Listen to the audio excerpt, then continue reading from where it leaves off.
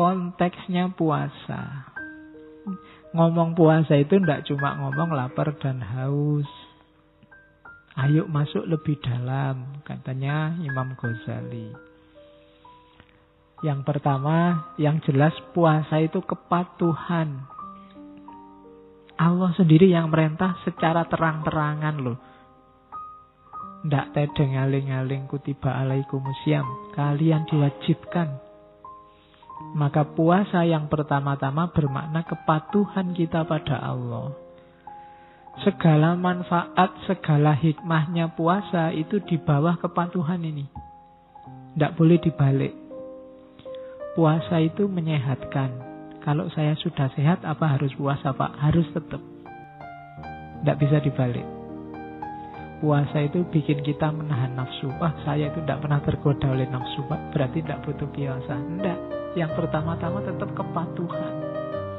Seandainya puasa tidak menyehatkan sekalipun, bikin kamu lapar, perutmu melilit, tetap harus puasa. Karena yang pertama-tama puasa itu kewajiban dari Allah. Ya kayak sholat kemarin. Sholat itu tanha anil fasya wal mungkar. Pak, saya itu orang baik, Pak. Tidak pernah fasya wal mungkar. Berarti tidak butuh sholat, oh, Pak? Tetap butuh sholat. Kenapa? Itu kepatuhan. Bukti bahwa kita percaya pada Allah, pada Rasul. Jadi yang pertama-tama itu. Tidak pakai argumen apa-apa. Baru kalau kita sudah patuh, kita rinci manfaatnya apa, hikmahnya apa, biar lebih mantap kepatuhan kita. Jadi tidak bisa dibalik. Tidak bisa, Pak, sholat itu kan untuk mengingat Allah. Sholat li zikri, katanya Allah. Kalau saya sudah anytime ingat Allah, apa butuh sholat, Pak? Butuh. Kenapa? Kepatuhan. Jadi yang pertama-tama ibadah itu kepatuhan. Baru terus kita cari hikmahnya, manfaatnya, rahasianya. Itu biar ibadah kita semakin mantap. Biar kita sadar bahwa Allah tidak pernah nyuruh sesuatu yang sia-sia. Tapi itu belakangan. Setelah nilai kepatuhan, termasuk puasa. Terus yang kedua, pelatihan, riyadhah. Jadi puasa ini semacam short course 1 bulan. Latihan nyapih nafsu. Latihan mengendalikan diri, menguasai diri. Itu puasa. 1 bulan penuh kita dilatih.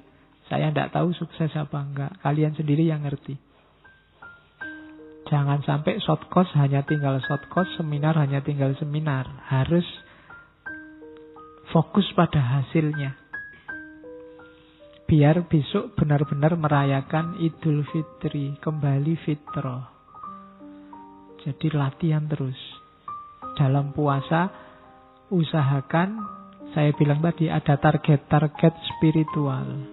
Riyadhah. Ya yang nomor 1, latihan nafsu. Berani nggak misalnya khusus 1 bulan Ramadan besok, Pak, saya buka WA hanya setelah maghrib sampai isya misalnya.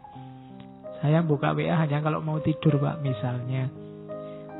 Atau saya tidak akan lagi posting tentang yang dunia-dunia, Pak, 1 Ramadan ini. Saya ngomongnya akhirat aja, misalnya. Jadi tidak apa-apa, itu kan latihan. Pelan-pelan. Jadi silahkan bikin target sendiri. Riyadhah, bikin pelatihanmu sendiri. Ya, latihan utamanya memang melawan hawa nafsu. Semoga sukses. Yang ketiga, puasa adalah pengorbanan, persembahan. Persembahkanlah rasa laparmu, persembahkanlah rasa hausmu, persembahkanlah perjuanganmu untuk Allah. Jangan untuk yang lain. Jangan untuk, Pak, lumayan, Pak, ada puasa 1 bulan, bisa diet gratis. Lumayan bisa menurunkan berat badan. Enggak. Persembahkan puasamu untuk Allah. Dimensi pengorbanan. Semua ibadah itu persembahkan untuk Allah. Bahkan kalau kamu sholat kan ada yang di doa iftitah itu kan inna sholati wa nusuki. sholatmu, ibadahmu, bahkan hidupmu dan matimu persembahkan untuk Allah. Kalau dipersembahkan untuk Allah kan nggak boleh sembarangan. Masa dipersembahkan untuk Allah ngasih yang nggak berkualitas kan malu. Wong kamu ngasih hadiah dosenmu, ngasih oleh-oleh tetanggamu aja nyari yang pantas. Apalagi untuk Allah. Jadi yang ketiga pengorbanan, persembahan. Jadi membahas puasa itu perhatikan konteksnya. Ada konteks kepatuhan, ada konteks pelatihan, ada konteks pengorbanan. Yang keempat ada konteks penyucian, pembersihan diri, tazkiyatun nafas. Jadikan momen puasa itu untuk menaikkan kualitas kemanusiaan kita. Biar kita semakin murni jadi manusia. Makanya goal terakhirnya kan fitri. Fitrah. Jadi harusnya besok hari terakhir puasa kita jadi orang yang cerah. Karena kita sudah fitrah. Jadi dimensinya penyucian. Lahir dan batin. Kemudian dimensi puasa yang kelima itu perjuangan, jihad dan mujahadah.